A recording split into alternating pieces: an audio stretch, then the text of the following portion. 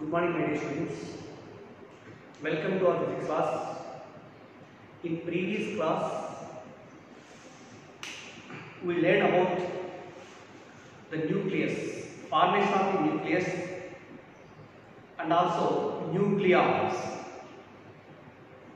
What is meant by the nucleus? Nucleus is a finite volume, or it is a small particular size volume inside the atom where the total mass as well as total positive charge is concentrated. That is done according to Rutherford theory, Rutherford alpha scattering experiment. According to that, total positive charge is concentrated with a small volume inside the atom, and the total mass is also concentrated, right? Just here, okay.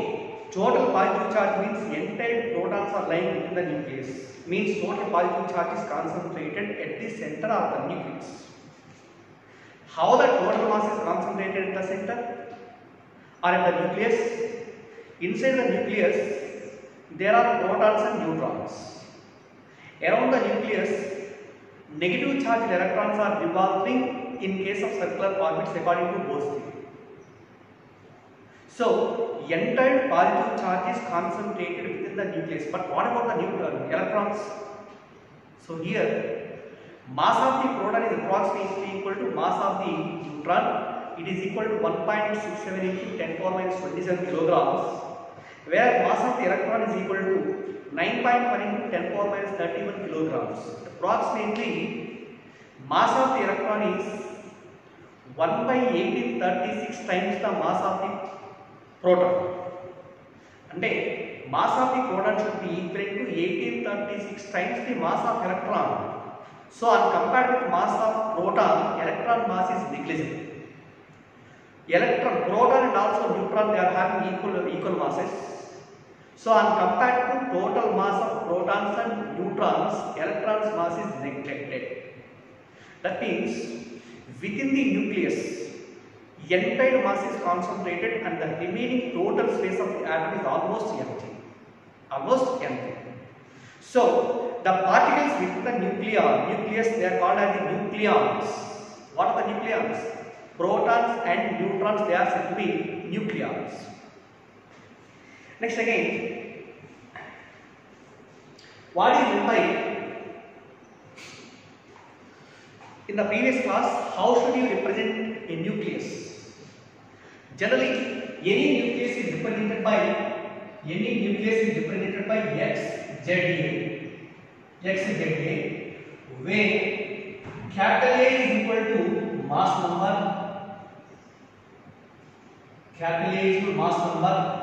Mass number means it is nothing but the number of protons plus neutrons. Z is equal to atomic number. It is nothing but the number of protons within the nucleus, right?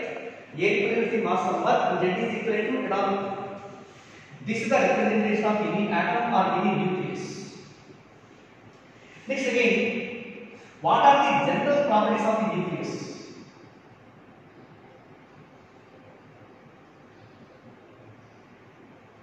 General properties of nucleus. General properties of the nucleus. First one, charge on the nucleus. Here, what is the charge on the nucleus? Nucleus means it contains only the positive charged protons and chargeless neutrons. How many number of protons lying within the nucleus? That should be equal to Z. Also, charge on each proton is equal to say is plus E. Therefore, the total charge on the nucleus is represented by Q is equal to plus Z into E, where Z is equal to total number of protons and E is equal to charge on one proton. Again, we know charge on the proton is equal to plus 1.6 into 10 power minus 19 coulombs.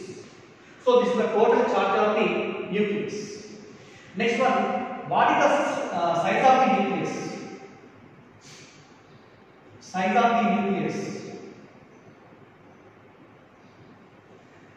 the nucleus is equal. Let here This is the nucleus series. For our convenience, nucleus is assumed to be perfectly spherical in shape.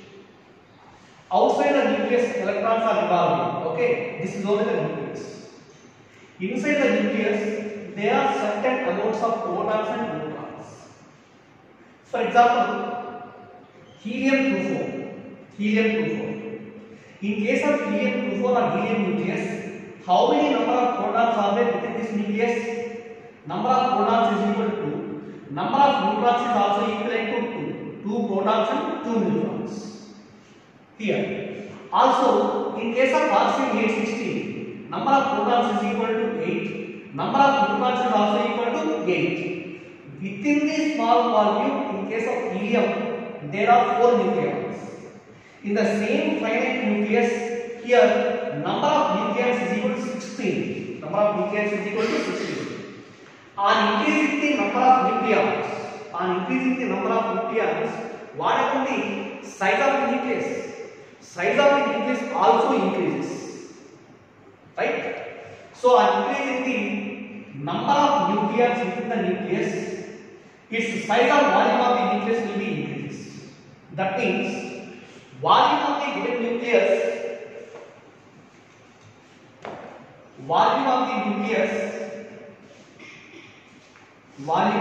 nucleus is always directly proportional to number of nucleons within the nucleus. Number of nucleons, or volume is also proportional to number of nucleons present inside the nucleus is equal to, it is capital A. You know, capital A is mass number. Mass number is nothing but the number of protons and neutrons. So volume of the given nucleus is directly proportional to A. V proportional to capital A. As the nucleus is taken as a sphere, volume of the sphere should be equal to 4 pi 3 pi r cube is directly proportional to capital A. Here 4 pi 3 pi is also a constant value. That means r cube is proportional to capital A, or r is proportional to a power 1 by 3. Radius of the nucleus is proportional to a power 1 by 3. Here what is capital R? Where capital R is equal to radius of the nucleus. Capital R is proportional to a power 1 by 3, or capital R is equal to some constant r naught into a power 1 by 3. R is equal to r naught into a power 1 by 3. So it is equation 1, where r naught is equal to proportionality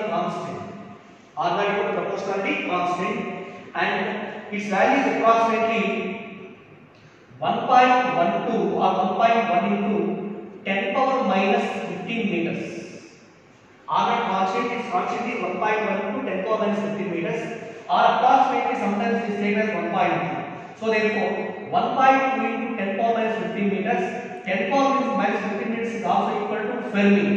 Since 1 Fermi is equal to 10 power minus 15 meters. Here what is Fermi? Fermi is the unit. This is the least unit to measure the nuclear distances or nucleus radius or nucleus volumes.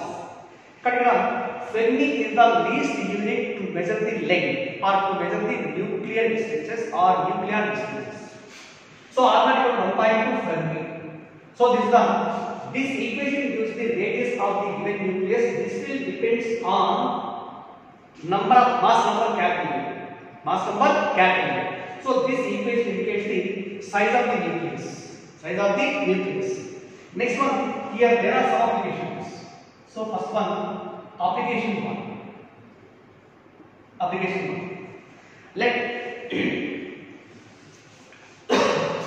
capital R is equal to radius of the nucleus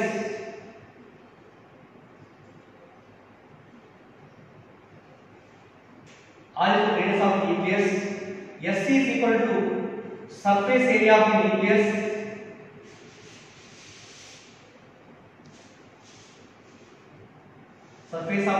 surface area of the nucleus.